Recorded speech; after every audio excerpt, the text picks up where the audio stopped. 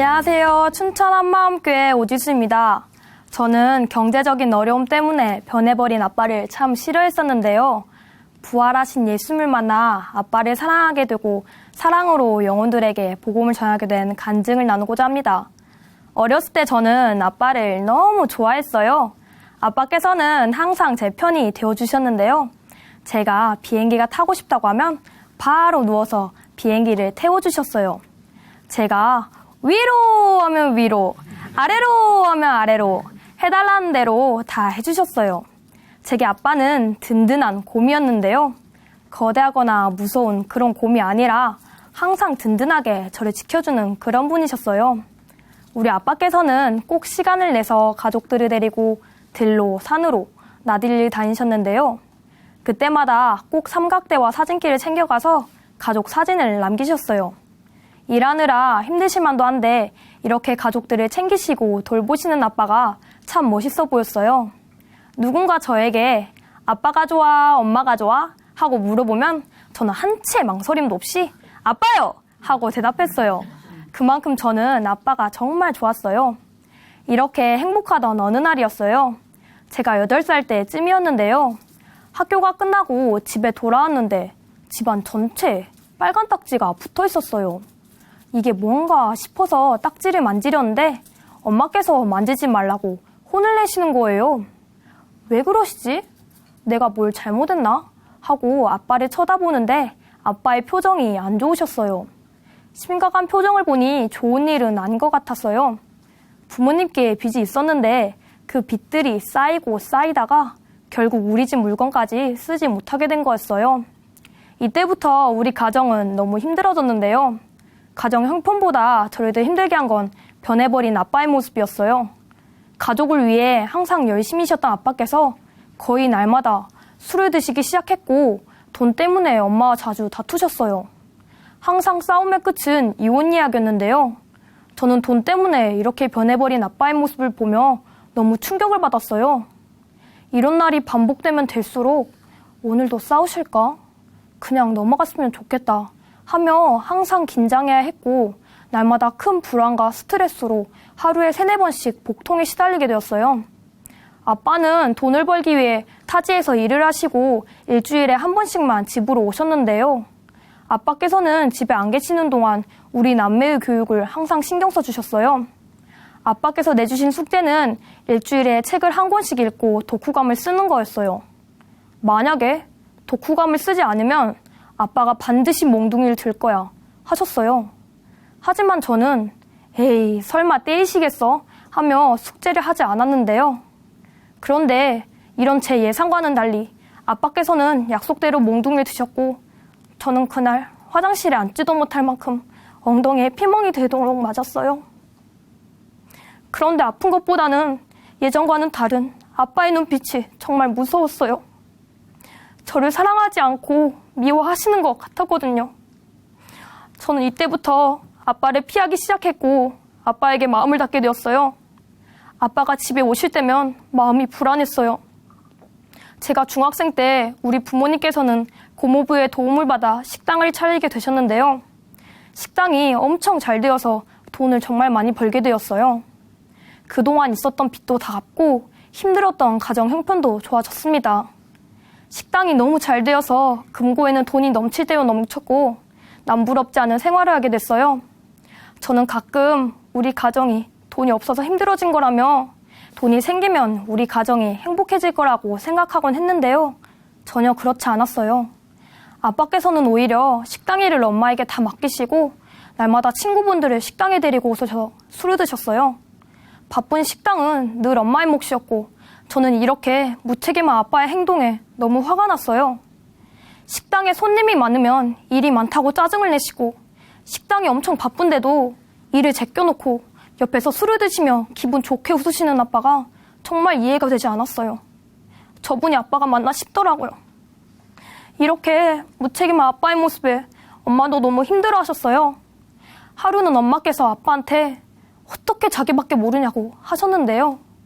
그런데 아빠께서 엄마보다 더 큰 소리로 시끄럽다고 소리를 지르시는 거예요.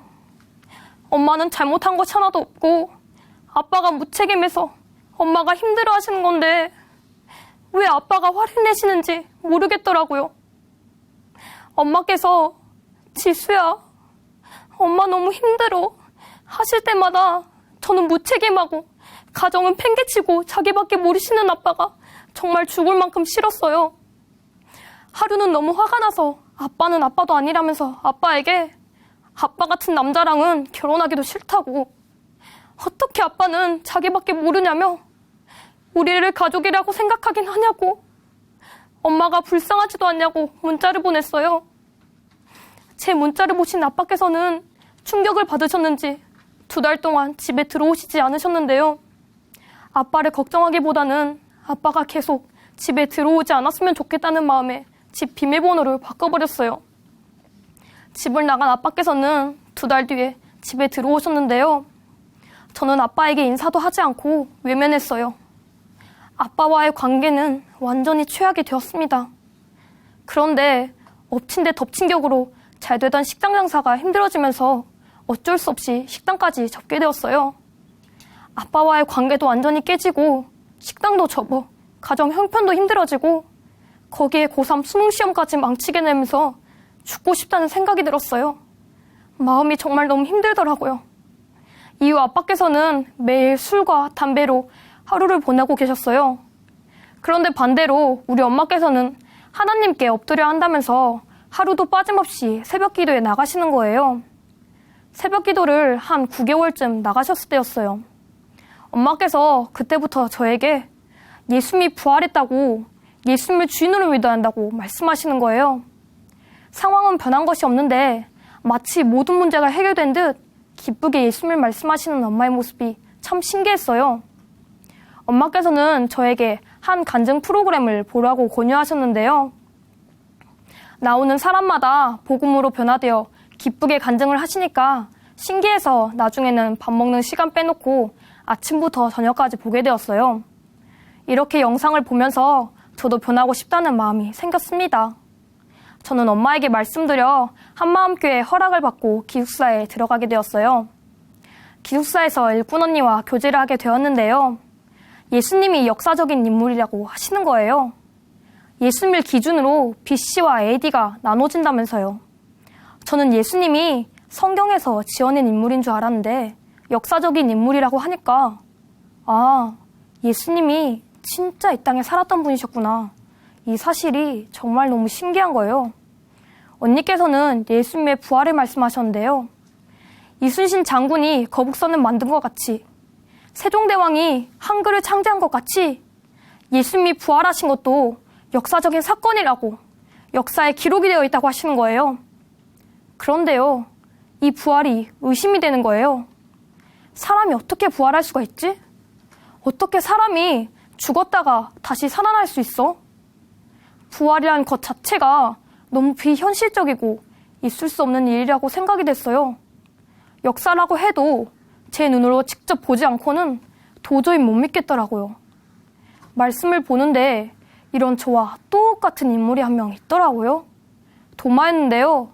부활하신 예수님을 본 제자들이 도마에게 가서 예수님이 부활하셨다고, 부활하신 예수님을 만났다고, 진짜 예수님이 살아나셨다고 말하는데 도마가 내가 내 눈으로 직접 못자국을 보고 내 손가락을 그 못자국에 넣어보고 내 손을 그 옆구리에 넣어보지 않고는 믿지 않겠다, 이러는 거예요. 도마의 마음이 딱 제 마음인 거예요. 시간이 지나면 지날수록 하나님한테 불만이 생겼어요. 하나님, 제가 2000년 전에 예수님께서 부활하신 걸 직접 봤으면 당연히 믿죠. 근데 못 봤잖아요. 죽은 사람이 어떻게 살아나요? 하고 하나님께 대들었어요. 그러던 어느 날 제자들의 순교를 바탕으로 제작한 영상 한 편을 보게 되었는데요. 영상을 보는데 제자들의 순교한 모습이 제가 생각했던 것과는 차원이 다른 거예요. 그냥 한 번에 고통 없이 죽은 줄 알았는데 하나같이 다 잔인하고 고통스럽게 죽었더라고요. 어떻게 저런 고통을 다 참고 견뎌냈지? 도저히 견뎌낼 수 없는 고통을 견디고 결국 죽기까지 하는 거예요. 그런데 정말 충격적이었던 것은 순교하는 이들 중에 도마도 있는 거예요. 부활하신 예수를 만지지 않고는, 보지 않고는 절대 믿지 않겠다고 했는데 도마가 어떻게 순교했지? 그 순간 도마가 부활하신 예수님을 직접 만났구나. 예수님이 진짜 부활하셨구나. 순간 의심만 되었던 부활이 실제가 되었어요. 부활이 실제가 되면서 제자들의 삶이 이해가 되었어요. 제자들이 하나같이 순교할 수 있었던 것은 부활하신 예수님이 누구신지를 확실히 알았기 때문이었어요. 십자가에 달려 죽으신 예수님이 부활하셔서 하나님이신 거였어요. 예수님이 부활하셨다고 그분이 창조주 하나님이시라고 외치다가 천국에 갔더라고요. 죽음도 그들에겐 천국으로 가는 최고의 순간일 뿐이었어요. 부활하신 예수님 앞에 바로 서게 되니 제가 얼마나 못된 사람이었는지를 알게 되었어요. 부활은 있을 수가 없다고. 어떻게 내 눈으로 직접 보지도 만지지도 못하는 부활을 믿을 수가 있냐며 하나님께 소리를 지르며 예수님을 무시하고 조롱했는데요. 부활을 통해서 2000년이라는 시간의 차이만 있을 뿐이지 전능자께서 이 땅에 오셨다 가신 사건은 아무리 지우려고 해도 지울 수가 없는 사건이었습니다. 내 진짜 주인이신 예수님이 이 땅에 오셨다 가셨구나. 내가 주인 돼서 지옥에 갈 수밖에 없는 날 위해 오셨다 가셨구나. 마음 중심에서 통회의 마음이 터져나왔어요. 무릎이 절로 꿇어졌어요. 하나님, 저는 예수님을 믿지 않고 제가 죄인이 되어 살았습니다. 죄송해요. 용서해 주세요. 이제는 부활하신 예수님을 제 마음의 주인으로 영접합니다. 저는 간절한 마음으로 회개하고 예수님을 제 마음의 주인으로 영접했습니다. 어느 날 한 지체분의 간증을 보게 되었는데요. 그분은 예수를 믿기 전이나 믿고 나서나 자신이 소아마비인 것은 동일한데 그런 자신의 모습과 상관없이 예수님의 부활로서 이전 것은 싹 다 지나갔다고 새 것이 되었다고 기쁘게 고백을 하시는 거예요. 저와 다르더라고요. 저는 변하지 않는 아빠의 모습과 이런 아빠를 사랑하는 마음이 안 생기는 제 모습을 보고 있었는데요. 하나님께서는 저의 주인이 예수님이시기 때문에 이미 아빠를 사랑하는 존재가 되었다고 하시는 거예요. 이게 부활로 너무 선명하더라고요. 아빠를 사랑하지 못하는 나 옛사람은 예수님과 함께 죽었고 나는 아빠를 사랑하는 새 피조물이야. 부활하신 예수님이 나의 주인이시기 때문에 나는 이미 아빠를 사랑하는 존재야. 이렇게 마음껏 고백하며 아빠를 사랑할 수 있게 되었어요. 이 고백이 말로만이 아니라 실제 제 삶이 되었는데요. 한마음교회 기숙사에서 신앙훈련을 받다가 오랜만에 집에 가게 되었어요. 아빠께서는 여전히 술과 담배로 하루를 보내고 계셨어요. 이런 아빠의 모습을 보는데 화가 나기보다는 그저 아빠가 예수님께서 잃어버리신 한 영혼이라는 것에 마음이 너무 아픈 거예요.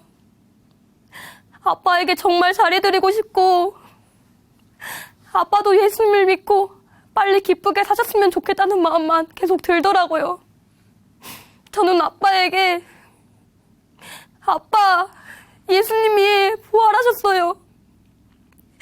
예수님이 우리의 주인이세요. 이분을 아빠 마음의 주인으로 믿으셔야 해요. 아빠, 우리 같이 천국 가요. 하고 마음을 담아 복음을 전해드렸어요. 아빠께서는 제 마음을 아셨는지 알겠다고 대답해 주시더라고요. 집안 형편이 어려워졌을 때 아빠께서 가정을 지키시려고 얼마나 힘드셨을까. 아빠의 마음을 알게 되니 마음이 아프고 죄송하더라고요. 아빠께서 하루빨리 예수님을 만나 영원한 가족이 되어 기쁨을 누리시며 사시길 간절히 기도하고 있습니다. 이전에 우리 가족은 먹고 입고 마시는 것을 염려하며 하루하루 정말 힘든 삶을 살았는데요. 저와 엄마가 부활하신 예수님을 주인으로 믿고 나서부터는 생활을 염려하지 않고 예수님 안에서 함께 영원한 것을 소망하며 기쁘게 살고 있어요. 저와 엄마는 말씀으로 교제하며 서로 든든한 동역자가 되어주고 있는데요. 엄마께서 아야 지수야 나 지금 복음 전하고 왔으니까 기도 좀 해줘라잉 말씀하시면 알겠어 꼭 기도할게 대답하고 간절히 기도합니다. 엄마께서 저와 같이 사명자의 길을 갈 수 있다는 것에 하나님께 너무 감사하다고 하세요. 저는 노방전도를 자주 하는데요. 하루는 지나가는 여자분께 다가가 복음을 전해드렸어요. 복음을 전하자 저리 가라는 듯이 째려보며 갑자기 딱 멈춰서더니 아 됐다고 그만 좀 따라와요 하며 화를 내셨어요. 그런데요 제 마음에서 그 영혼에 대한 긍휼한 마음이 막 부어지는 거예요. 그래서 알겠다고. 그런데 정말 예수님은 부활하셨다고 예수님이 자매님의 주인이시라고 말한 뒤 저는 하나님 비록 복음을 듣지 못했지만 다른 사람을 통해서라도 꼭 부활하신 예수님을 믿게 해주세요 하고 마음을 담아 기도했어요. 저도 누군가의 입을 통해 복음을 들어 이렇게 기쁘고 자유한 삶을 살게 되었잖아요. 복음으로 자유를 얻게 되니까 복음을 전하는 것이 얼마나 귀한 것인지 알겠더라고요. 지금 제 인생에 복음을 전하는 것이 최고의 우선순위입니다. 예전에 저는 아빠조차도 사랑하지 못하는 사람이었어요. 이런 제가 부활하신 예수님을 만나 지금은 사랑으로 모든 사람에게 부활의 복음을 전하는 사람이 되었습니다. 저에게 생명을 얻게 하시고 이 세상에서 가장 기쁜 부활의 복음을 전하는 사명을 맡겨주신 하나님 정말 너무 감사하고 사랑합니다. 부활하신 예수님은 나의 주인, 나의 하나님이십니다. 감사합니다.